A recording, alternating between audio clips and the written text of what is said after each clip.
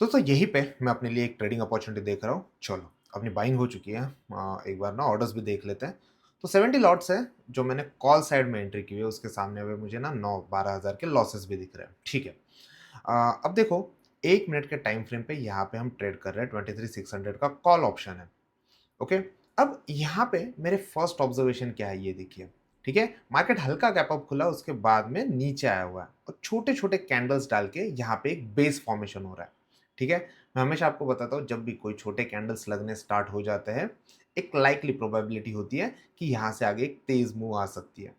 तो जनरली जब भी आपको इस तरीके के मूव्स दिखना स्टार्ट हो जाता है, वहां पे हमको ये देखना होता है कि फर्स्ट ऑफ ऑल आपका एक पर्टिकुलर ट्रेड को लेके बायसनेस क्या है, यानी क्या लॉजिक के साथ आप लॉन्ग जा रहे हो या शॉर्ट जा रहे हो। ठीक है, पहले तो ये ट्रेड जैसे ही खत्म हो जाएगा, मैं आपको इसके बारे में एक क्लैरिटी दे दूंगा कि क्यों लॉन्ग बायस के साथ में मैं यहाँ पे एंटर हो चुका हूँ। ठीक है, अब ये देखो स्टॉप लॉस कहाँ पे लगाएंगे, तो जनरली जो ये पर्टिकुलर जोन है ये एक अच्छा बायर का जोन है, तो इसी के बेस के पास में अपने लिए स्टॉप लॉस रहेगा। ठीक है, अब उसके बाद में आप देखो कैंडल छोटे छोटे ही सही, लेकिन एक जोन के एंड पे, यानी एक छोटे छोटे कैंडल में एक जोन फॉर्म कर रहा है। ठीक है, और जहां पे डे हाई है, डे हाई के पास में ही अपने लिए टारगेट जोन रहेगा।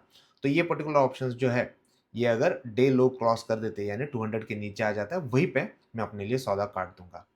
अब इसके सामने थोड़े ना लेवल्स भी समझते हैं और उसके सामने कुछ लॉजिक क्लैरिटी भी लेते हैं। सबसे पहले, आज आरबीआई का इवेंट है। जनरली अगर आपको पता है तो अराउंड 10 एम आरबीआई का इवेंट होता है। अब उससे पहले अगर अपना ट्रेड एग्जीक्यूशन स्मूथली कंप्लीट हो जाता है, इट्स वेल एंड गुड। अगर नहीं तो उसके बाद में फिर मार्केट में एक अच्छी खासी वॉलेटिलिटी आ जाती है। जनरली न्यूज बेस्ड वॉलेटिलिटी जब भी आती है ना, वहां पे भी प्राइस एक्शन उतना इफेक्टिवली काम नहीं करता है। That is the only reason, जब बजट के दिन आप किसी टेक्निकल पैरामीटर को देख के काम करने की अटेम्प्ट करते हो, ठीक है, वहां पे आपके स्टॉप लॉसेस बहुत वाइल्ड हो जाता है। तो पहले तो उम्मीद है कि इवेंट आने से पहले ही हमें कुछ मूव्स मिल जाए और उसके सामने हम कुछ डिसेंट प्रॉफिट भी कर पाए। ठीक है, दूसरी बात, आज ही मैंने एक आर्टिकल रीड किया था, तो कुछ चीज़ें हैं जो मैंने नोटिस की हुई है। तो एक इंपॉर्टेंट मैसेज है मुझे सबको, आप सबको ये देना है। ठीक है, तो एक बार ये पर्टिकुलर ट्रेड खत्म हो जाए, एक्सप्लेनेशन में दे दूँ, उसके बाद मैं कुछ चीज़ें जो आपके साथ में शेयर करना चाहूँगा। बीइंग अ ट्रेडर, मुझे लगता है बीइंग अ कम्युनिटी, बहुत टाइम से ट्रेड सारे देख रहे हैं, तो ये सारी चीज़ें मैं आपको बताता हूँ। ठीक है, अब देखो ये छोटे छोटे candles, again this candle leads to a nice breakout. अब मार्केट थोड़ा कॉशियस है, डे हाई के पास में अपने लिए एक टारगेट जोन भी है। ठीक है, बट मार्केट कॉशियस क्यों है?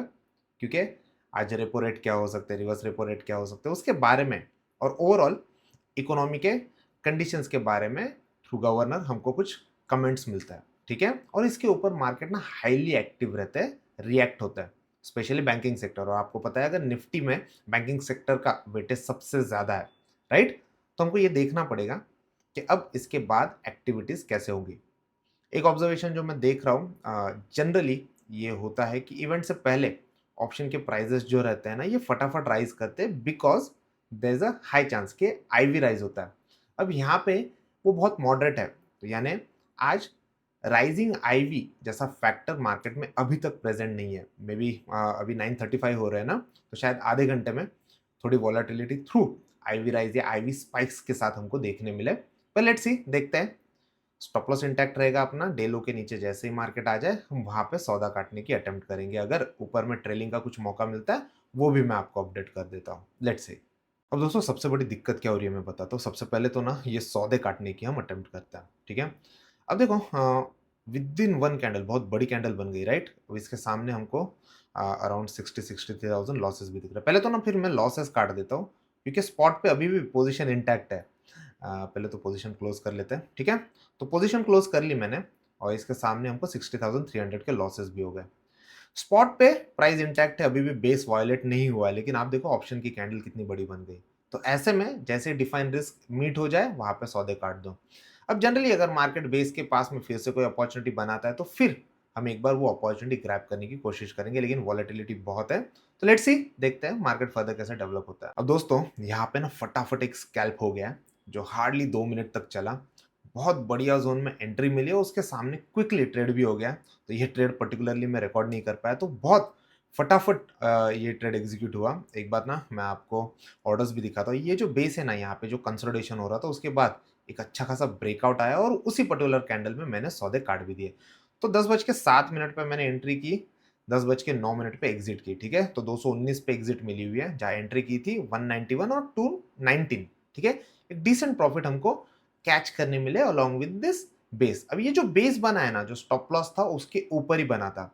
जो पहला बेस बना था जहाँ पे हमने ट्रेड लिया था वो काफ़ी बड़ी रिस्क दे रहा था, लेकिन यहाँ पे रिस्क काफ़ी छोटी थी। तो सेम स्ट्राइक पे मैंने फिर से एंट्री कर दी, सेम लॉट के साइज काम किया, उसके सामने अब 86,000 के डिसेंट प्रॉफिट बने हैं, ठीक है। तो इसको रिकॉर्ड नहीं कर पाया, लेकिन अब इसके लॉजिक्स मैं आपको परफेक्टली बता देता हूँ कि क्या चीज़ें मैं यहाँ पे देख रहा था। अब दोस्तों यहाँ पे ना ध्यान से समझिएगा क्या चीजें हो रही है। फर्स्ट ऑफ ऑल, जब हमने ट्रेड लिया था, पहला ट्रेड जो लिया था यहाँ पे इस पर्टिकुलर जोन पे, वो ऊपर गया, तेज नीचे आया, स्टॉप लॉस लिया, हम बाहर हो गए।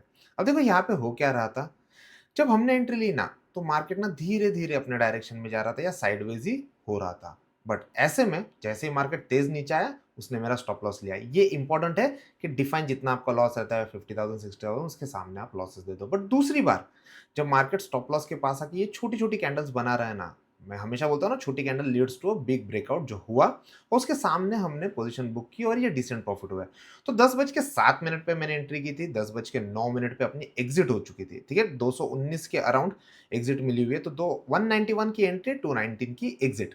अब आप इसको थोड़ा समझते हैं विथ रिस्पेक्ट टू सम की लेवल्स की, इतना बड़ा मूव आने के बाद एग्जैक्टली इसी जोन में मैंने एग्जिट भी क्यों कर ली, ठीक है। तो पहले 5 मिनट के चार्ट पे आते हैं। 5 मिनट के चार्ट पे अगर आप देखोगे तो मैंने एक बेस ड्रॉ किया हुआ है, ठीक है। तो ये बेस कैसे आया, पहले ये समझते, पहले तो मैं सारी चीजें क्लियर कर देता हूँ, ठीक है। काफी वोलाटाइल डे है, मार्केट खुलने के बाद तेज नीचे आया, उसके बाद ये कंसोलिडेशन हुआ और फिर से मार्केट वोलाटाइल हो गया। बट ऑब्वियस इवेंट का दिन है, ये चीजें कॉमन होती है। अब ऐसे में मैं पहले देखूंगा कि कहाँ कहाँ पे कुछ की लेवल्स मेरे लिए मार्केट में प्रेजेंट है, ठीक है। तो अब सबसे पहले हम टीसीआई की इंडिकेटर लगा देते हैं, इंस्टीट्यूशनल लेवल्स यानी बायर और सेलर के जोन्स कहाँ पे, इससे हमको क्लियरली पता चल जाता है, ठीक है। जैसे ही आपको जोन पता चले, सबसे पहले अपना टास्क क्या होता है, इन जोन्स को आप हाईलाइट कर लो, ठीक है। आप जो भी ब्रोकर यूज करते हो उसके टर्मिनल पे मैं ये जोन्स प्लॉट कर देता हूँ, ताकि जब candle bye candle market move होता है इसके सामने हमको कुछ अपॉर्चुनिटीज ग्रैब करने का मौका मिलता है, ठीक है। तो सबसे पहली चीज क्या हुई, एक सेलर और बायर का जोन हमको मिल गया, ठीक है। अब इसके सामने हम छोटे टाइम फ्रेम पे जाएंगे और छोटे टाइम फ्रेम पे देखेंगे कहाँ पे अपॉर्चुनिटीज डेवलप हो रही है, ठीक है। तो एक बार ना मैं रिप्ले बार स्टार्ट कर देता हूँ। मार्केट खुलते के साथ ही नीचे आया, ठीक है। तो सेलर्स एक्टिव थे। अब मुझे देखना है कि अब बायर के जोन में कुछ एक्टिविटी हो रही है मेरे लिए, ठीक है। तो यही वो पर्टिकुलर जोन है जहां पे एक पिन बार बना बायर के एरिया में। तो जनरली ऐसे जोन्स में ट्रैक कर रहा होता हूँ। तो पहली अपनी एंट्री थी वो 932 के अराउंड गिरी हुई है, ठीक है। तो क्लियर, एक बायर का जोन भी मिला, उसके सामने रिस्क डिफाइन थी और यहाँ पे अपना ट्रेड गिर गया। अब दिक्कत क्या हुई, जब मैंने एंट्री ले ली उसके बाद में एसएल तो डिफाइन है, लेकिन मार्केट ने काफी टाइम वहां पे गुजारा, ठीक है।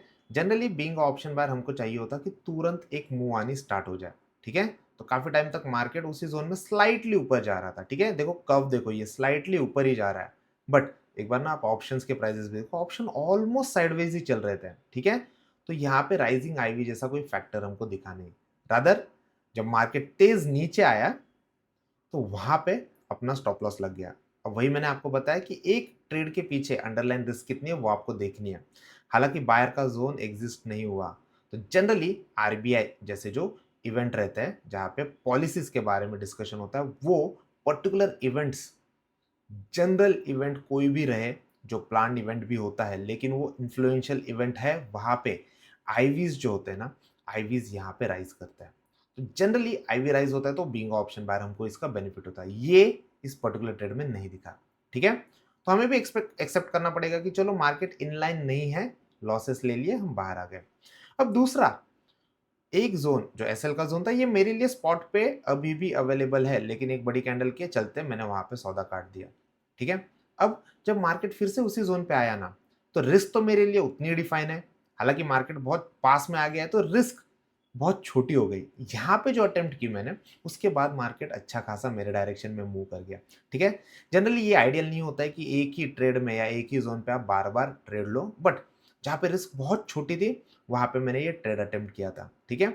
और जहाँ पे मैंने अटेम्प्ट किया था ना, उसके सामने आप देखो, जो प्रीवियस सेलर का ज़ोन था, उसी पर्टिकुलर ज़ोन पे ये कैंडल जाके रुकी थी, तो वहीं पे मैंने तुरंत सौदे काट भी दिए, ठीक है? जनरली मैं बड़े प्रॉफिट क्विकली बुक कर लेता हूँ, कभी-कभी पार्ट बुकिंग करता हूँ, लेकिन बड़ी कैंडल बन जाए, आपको ये बेटर है कि प्रॉफिट आप क्विकली वहाँ पे बुक कर लो। तो ये कुछ चीज़ें जो रहती है ना, मेरी ट्रेडिंग जो अराउंड इन्हीं पर्टिकुलर बायर और सेलर के एरिया के अराउंड घूमते रहते हैं और उसी का मुझे कुछ बेनिफिट मिलता है। जो पहले 60,000 के लॉसेस थे वो कवर होके उसके सामने 86,000 के ओवरऑल प्रॉफिट इस पर्टिकुलर ट्रेड में मुझे हुआ है। ठीक है? ये रहा अपना वेरिफाइड पीएनएल। अब दोस्तों कुछ चीज़ है जो मैंने नोटिस की थी, मैंने आपको पहले भी बताया ना, कुछ चीज़ है जो मुझे आपके साथ शेयर करनी थी। आप अच्छे से समझ लो, बीइंग अ कम्युनिटी ये हमें डेवलप होने में बहुत हेल्प करेगी। दोस्तों रिसेंटली मुझे एक पर्टिकुलर आर्टिकल रीडिंग करने मिला, कल ही आया था ये, मनी कंट्रोल में आया था। तो मनी कंट्रोल में आप जनरली फाइनेंशियल मार्केट्स के अराउंड क्या हो रहा है क्या नहीं हो रहा है सारी चीज़ें आप देखते हो, ठीक है? न्यूज़ मैं मार्केट आवर्स में नहीं देखता, मार्केट आवर्स के बाद रीड करना प्रीफर करता हूँ। एक पर्टिकुलर न्यूज़ आई हुई है कि गुजरात बेस्ड एक लेडी ट्रेडर है जो अपने इंस्टीट्यूशंस में कोर्सेज सिखाते थे, ठीक है? नो माइंड, जिनको लगता है कि कुछ चीज़ें उनको पता है मार्केट के बारे में और वो अपना नॉलेज शेयर करना चाहते हैं, ऑफ कोर्स वो as a format of course ये कर सकते हैं। अब दिक्कत कहाँ आती है, अगर आप सेबी रजिस्टर्ड आरए या इन्वेस्टमेंट एडवाइजर नहीं हो और in the name of course अगर आप ये सारी चीज़ें कर रहे हो, ठीक है, वो बहुत गलत है। पहले तो आप बहुत हेफ्टी चार्जेस अगर ले रहे हो, लाख लाख रुपए की फीस वहाँ पे ली जा रही थी और उसके सामने फिर उन ट्रेडर को बोला जा रहा था कि चलो ठीक है, रादर देन ये जो एजुकेशन एक्टिविटी ये तो एक बाजू रह गई, हम आपको कुछ कॉल्स और टिप्स भी देते हैं जिसके थ्रू आप कुछ अच्छी अर्निंग कर पाओ। अब एक ट्रेडर का माइंडसेट क्या हो जाता है ना, कि जैसे उसको पता चलता है अरे यार ये सीखी हुई चीज़ें मेरे लिए काम नहीं कर रही है, चलो कोर्सेज के अलावा हमें कुछ एडवाइजरी मिल रही है, वो ये नहीं देखता है कि वो पर्सन एक सेबी रजिस्टर्ड आ रहे हैं नहीं है और वहाँ पे उनके टिप्स के साथ वो काम करना स्टार्ट कर देते हैं। देखो being a SEBI registered RM मैं आपको ये चीज़ बता देता हूँ, ठीक है? आप किसी के भी कॉल या टिप्स पे काम करते हो ना, सामने वाला अच्छे इंटेंशन से भी आपको कॉल्स दे रहा है, ठीक है? नो मैटर व्हाट, वो शायद अपने सौदे पहले काट दे या फिर एडवर्स सिचुएशन में क्या करना है आपको पता ना चले। आप देखते हो मेरी ट्रेडिंग 1 या 2 कैंडल में भी कभी-कभी मुझे प्रॉफिट्स दिख जाते हैं, मैं तुरंत उसको लेके बाहर आ जाता हूँ। अगर मैं अपने ट्रेड स्टाइल के साथ आपको कॉल या टिप्स दूँ और जैसे ही मुझे एक बाय लेवल मिल जाती है, मैं आपको बताता हूँ और 2 मिनट के बाद आपके नोटिस में वो चीज़ आ जाती है, हाँ, यहाँ पे मुझे कॉल मिला हुआ है। आप देखोगे अरे वो कॉल कहीं का कहीं चला गया, लेकिन अब चिन्मय सर ने दिया हुआ है, एक अच्छा कॉल हो सकता है। आप हायर लेवल पे भी फोमो में उसको बाय करने जाओगे और जनरली ये सारी चीज़ें जो होती है ना, ऑप्शंस के जो कॉल्स होते हैं उसके ड्यूरिंग होती है and that is the number 1 reason कि मैं कॉल या टिप्स में स्पेशली जो ऑप्शंस में कॉल और टिप्स दिए जाते हैं, उसमें मुझे लगता है कि किसी के भी कॉल और टिप से किसी भी सब्सक्राइबर को इतना फ़ायदा नहीं होता। एक नंबर 1 चीज़ वो हो गई। फिर कुछ आते हैं स्विंग के कॉल्स। आपको एक स्विंग का लॉन्ग कॉल दिया गया है। दूसरे दिन मार्केट ह्यूज गैप डाउन हो रहा है या उस पर्टिकुलर स्टॉक में कुछ न्यूज़ आ रही है। अब जब तक आपका एडवाइज़र आपको नहीं बताता, आप क्या करोगे? आप रुके रहोगे, ठीक है? तो ऐसे सिचुएशन में ना कॉल्स के साथ में आपकी पोज़ीशन सँभालना, रिस्क सँभालना बहुत डिफ़िकल्ट हो जाता है। That is the only thing कि हमारी एक जेन्युइन कोशिश रहती है कि आप कॉल्स या टिप्स के थ्रू खुद की जर्नी आगे मत बढ़ाओ, आप सीखो, समझो। एक ट्रेडर अगर कोई एक्टिविटी कर रहा है, एक पर्टिकुलर टाइप की ट्रेडिंग कर रहा है, आपको ये समझ में आता है कि हाँ यार, ये स्कैल्पिंग, ये पर्टिकुलर वे ऑफ ट्रेडिंग मेरे लिए बनी हुई है। इस तरीके से मैं बहुत कंफर्टेबली ट्रेड कर पाता हूँ या फिर मुझे तो स्विंग ट्रेडिंग ही करनी है, कैश में ही काम करना है। आपको एक चीज़ समझ में आती है। उस तरीके से कोई अगर सिखाने वाला है, उससे आप सीख सकते हो, उसके अप्रोच को आप अपना सकते हो। But through education and not through any call या टिप सर्विसेज़। ठीक है? मेरा तो फर्म मानना है, being a SEBI registered RA भी मैं ये मानता हूँ कि आप कॉल या टिप्स में कुछ रखा हुआ नहीं है। ठीक है? And that is the only reason, आप अगर हमारे वेबसाइट पे भी जाते हो ना, तो वेबसाइट पे आपको क्लियरली मेंशन दिखेगा कि हम कोई कॉल या टिप्स नहीं देते हैं। ठीक है? ऐसे में बहुत सारे फेक चैनल स्पेशली इंस्टाग्राम पे खुल जाते हैं। वो आपको डीएम करते हैं। इन माय पर्सनल नेम या ट्रेडिंग कैफे इंडिया के नाम से आपको अप्रोच करेंगे और आपको बताएँगे कि हम आपको कुछ कॉल या टिप्स देंगे। देखो, मैं समझता हूँ एक बेसिक एजुकेशन या बेसिक समझ हर एक को इतनी रहती है कि हमें किसको अप्रोच करना है या कोई हमें अप्रोच कर रहा है, तो हमें क्या सावधानी बरतनी है, ठीक है? मैं हमेशा आपको बताता हूँ, मैं मेरे एंड से किसी को डीएम नहीं करता या हमारी इंस्टीट्यूट किसी को भी डीएम नहीं करती है। किसी को भी अप्रोच नहीं करती है कि आप किसी कॉल या टिप्स की सर्विसेज़ लो, ठीक है?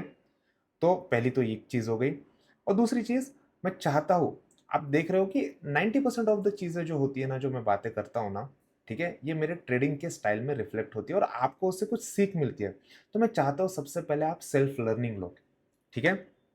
तो ये जो ट्रेडिंग वीडियोज़ है उससे आपको पता चल जाता है कि एग्जीक्यूशन कैसे किया जाता है। अगर आपको ओवरऑल साइकोलॉजी रिलेटेड कोई भी चीज़ है जो जाननी है, तो मैंने इसी वेबसाइट पे ब्लॉग्स लिखे हुए हैं, ठीक है? बहुत सारे ब्लॉग्स हैं, इसके थ्रू आप जा सकते हो और आपको एक अंडरस्टैंडिंग आ जाएगी कि ओवरऑल मार्केट कैसे चलता है, ठीक है? सेल्फ लर्निंग एक बहुत इंपॉर्टेंट स्टेज होती है हर एक ट्रेडर के लाइफ में। फिर उसके बाद जाके अगर आपको लगता है कि हाँ, आपकी ट्रेडिंग स्टाइल हमको सही लगती है और इस तरीके से मैं ट्रेड कर सकता हूँ, तब जाके एडवांस चीज़ें सीखने के लिए, एडवांस मेथड समझने के लिए या ओवरऑल मार्केट की और अच्छे से जानकारी लेने के लिए आप कोर्सेज़ को अप्रोच कर सकते हो। बट अगेन मैं चाहूँगा कि इन जैसे स्कैमर्स से जो स्कैम करते हैं in the name of call या टिप्स या ओवरऑल शेडी बिज़नेसेस चलाते हैं, इनसे आप दूर रहो। जितनी आप सावधानी रखोगे उतना आप आपका हार्ड अर्न मनी बचा पाओगे। आई गेस ये छोटा-सा मैसेज आपके लिए इनफ है अगर आप समझदार हो। बाकी ओवरऑल मेरी जो ट्रेडिंग एक्टिविटी है उससे आपको कुछ सीख मिलती है, कुछ समझ मिलती है, ट्रेडिंग के इनसाइट्स आपको मिल रहे हैं, आपको लग रहा है एज़ अ ट्रेडर वो आपको हेल्पफुल है, डेफिनिटली इस वीडियो को लाइक करना और सब्सक्राइब करो ट्रेडिंग कैफे इंडिया को। Thank you.